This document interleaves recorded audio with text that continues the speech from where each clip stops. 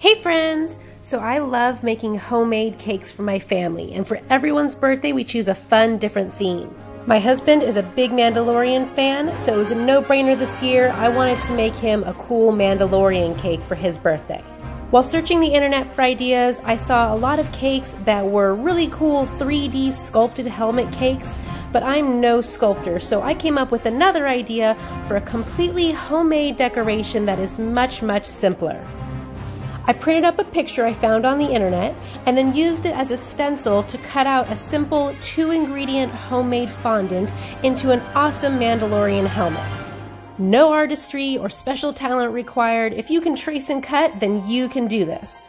Our yummy homemade fondant rests on a simple base of black chocolate cream cheese buttercream frosting. It tastes amazing and looks great, and we get a deep, rich color without using any specialty ingredients. For our cake, I'm making a moist 3-layer butter pecan cake, and I'll give you all my step-by-step instructions so you can make this easy yet impressive cake too. So follow me, this is the way we make an easy Mandalorian cake. So the first thing we're going to do is make 2-ingredient homemade fondant. Not only is this easy to make and work with, but it tastes good too because it's made with marshmallows. We'll use 8 ounces of mini marshmallows, place them in a large bowl and microwave them for 30 seconds. Then we'll give it a stir and pop it back in the microwave for another 30 seconds until they're completely melted. And now we'll add in the second ingredient of our 2-ingredient fondant, powdered sugar. I'm adding 1 pound of sifted powdered sugar so that our fondant is nice and smooth. And I'm going to stir that in as best I can with a large spoon.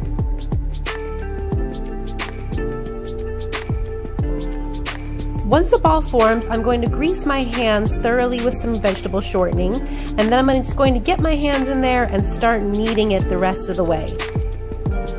Since it's warm, the fondant is like a nice, soft, pliable dough, so kneading it is really easy. It just takes a few minutes. If it starts sticking to your hands, just re-grease them with some more shortening.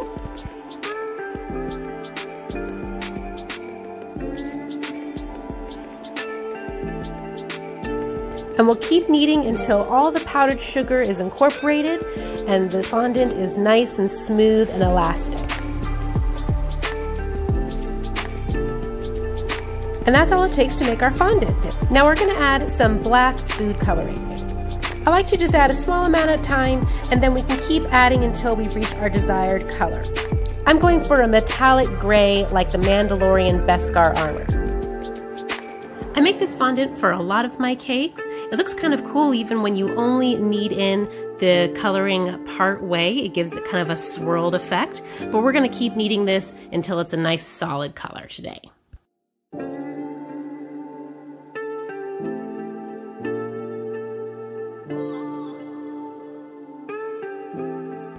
Once our color's all mixed in, the last thing we're going to do is shape our fondant into a ball and coat it with a layer of that vegetable shortening.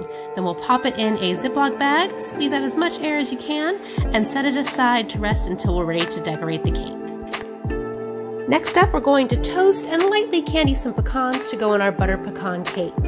We'll chop up 8 ounces of pecans.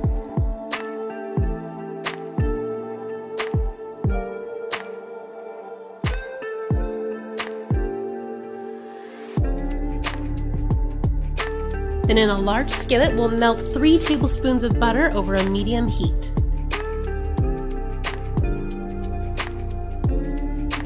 We'll add in our chopped pecans, a tablespoon of granulated sugar, and a few dashes of salt. And we'll toast these lightly, stirring them frequently for about 5 or 10 minutes until they're warm and fragrant. And after that, we'll remove them from the heat and set them aside to cool down to room temperature. Next, we'll get to making our frosting. We're going to start with 1 stick of salted butter and an 8-ounce package of cream cheese. I've softened both of these to room temperature, and so now we'll just add them into our mixer and start creaming them together until they're nice and smooth.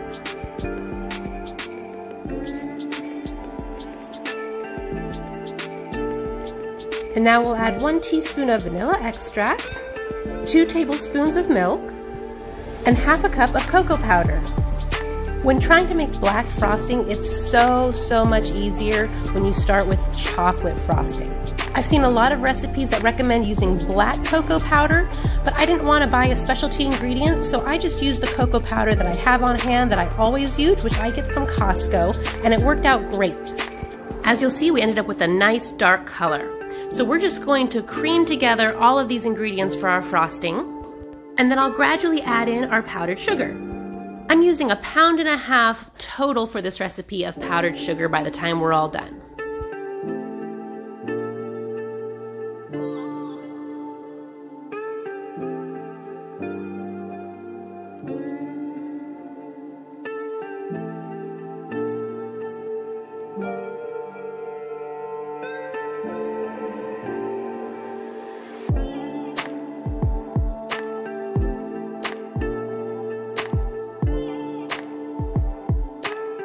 Once our frosting is looking creamy and smooth, we'll add in some black food coloring. Again, I'm using the same Wilton black icing color as I did for our fondant. When I used this icing color on its own for our fondant, it gave us a great gray color, but now that we're adding it to chocolate frosting, we're going to get that deep black. You'll notice that it still looks like a metallic gray right now, but we're going to let our frosting sit overnight and that color will deepen as it rests. Alright, so here's the last of our powdered sugar just to get a nice stiff frosting that'll hold up.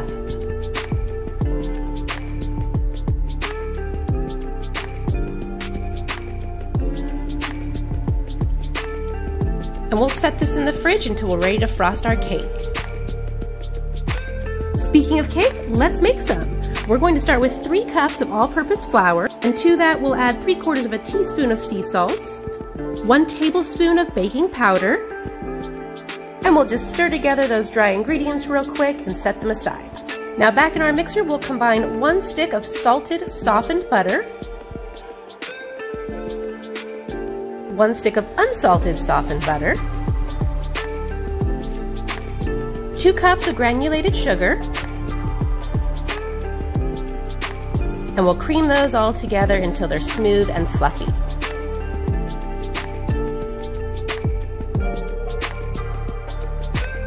Now we're going to be adding 3 eggs, and we'll mix it after we add each one.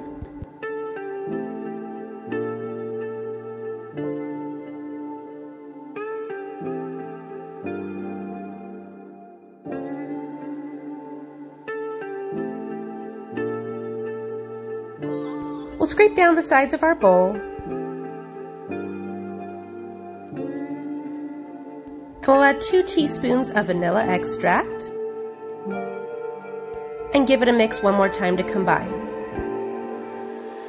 Next, we'll be adding our dry ingredients and alternating it with 2 cups of milk. So I'll start with adding some of our flour mixture first, then some of our milk,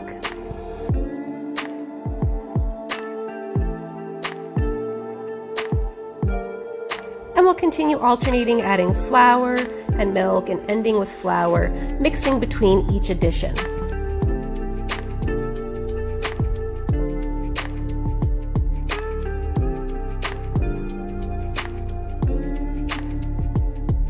Once that's all added, we'll give this a good mix, let it go for a minute or 2.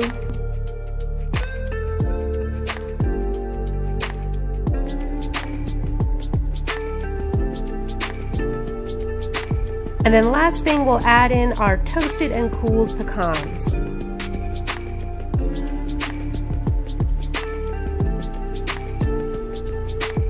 Now that we have our batter, we're going to divide it evenly between 3 9-inch cake pans.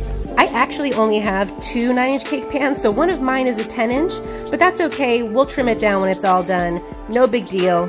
We'll make this cake work with what we've got. I've lined the bottom of my cake pans with a piece of parchment paper and then greased and floured the sides. If you don't have parchment paper, that's okay. You can just grease and flour the bottom of your cake pans as well. But I've had cakes stick over the years, so I like to just avoid that and be on the safe side and cover the bottom with parchment for an easy release every time. So we'll spread our batter out evenly, and then we'll bake our cakes at 350 degrees for about 30 minutes or until a toothpick inserted in the center comes out clean. Once they're done, leave them in the pans to cool for about 15 minutes and then remove them to cool down completely on a wire rack. Once they've cooled to room temperature, I like to wrap my cakes in plastic wrap and then pop them into the fridge until I'm ready to assemble. Just makes them a little more sturdy and easy to handle. And now the time has come to assemble our cake. As I mentioned, one of my cake pans is a little bigger than the others, so I'm just going to use one of my smaller cakes as a template, and I'll cut the excess off of the larger cake so that they match in size. Once this is covered in frosting, nobody will even know.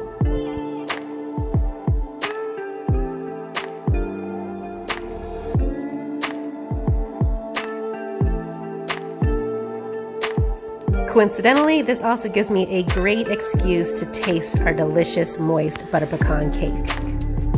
So our next step will be to level off each of our cake layers. I have tried getting away without doing this several times, and it always results in a cake that is not stable. It slides to the side, so it's really worth the time to take a little bit off the top to make it nice and flat. Now I've let my frosting come back to room temperature a bit, and I've added it into a gallon Ziploc bag. I'm just cutting off the corner, and I'm going to use this to help apply my frosting to each of our cake layers. It's not necessary, it does just make it a little bit easier. And I'll just use the back of my knife to spread it around smoothly.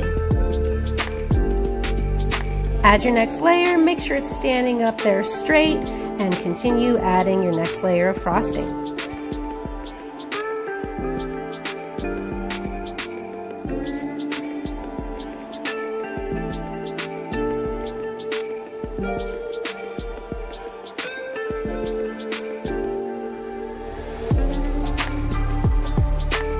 Now we're on our outer layer, so we are going to coat the entire cake now in our frosting. I'm kind of a messy froster, but that's okay. We're going to clean this all up when we're all done. I'm just using my knife here at first to spread this around evenly and get it all covered.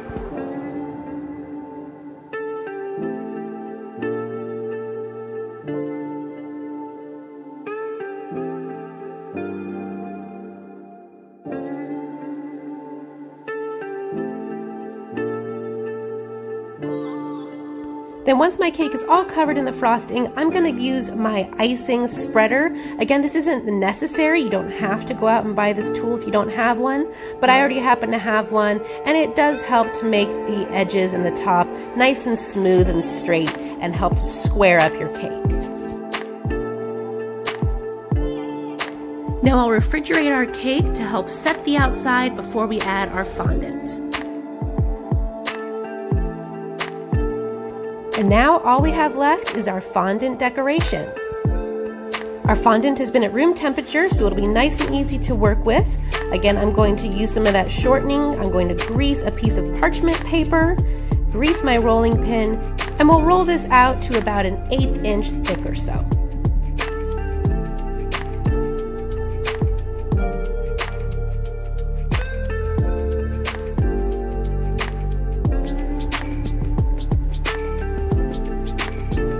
Now I'm going to pop this onto a cookie sheet and stick it in the fridge for a little bit to help it firm up. While that's chilling, we'll get our template ready. Again, I've just printed this picture I found on the internet. I'm going to cut out each of the shapes. And then once our fondant has chilled, we'll place our cutout shapes and use them as a stencil to cut our fondant. Chilling the fondant will make it much easier to get some nice clean cuts.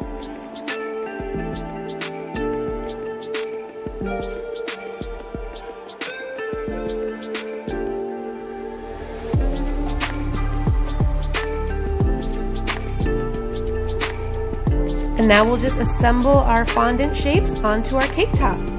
I've actually printed up a second copy of my picture to make it really easy to reassemble and know exactly how everything lines up.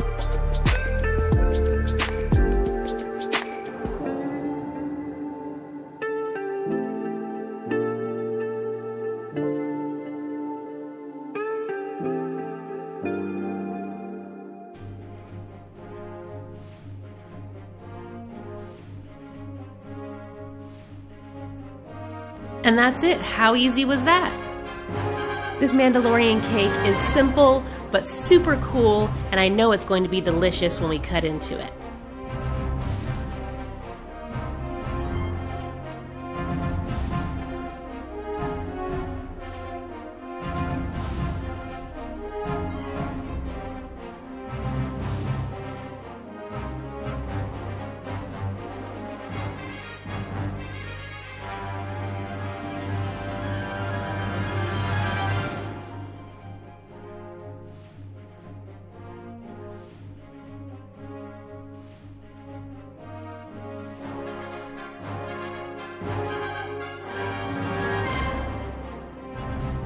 Thanks so much for watching. I hope that seeing our easy Mandalorian cake has inspired you to make some fun, simple cakes of your own.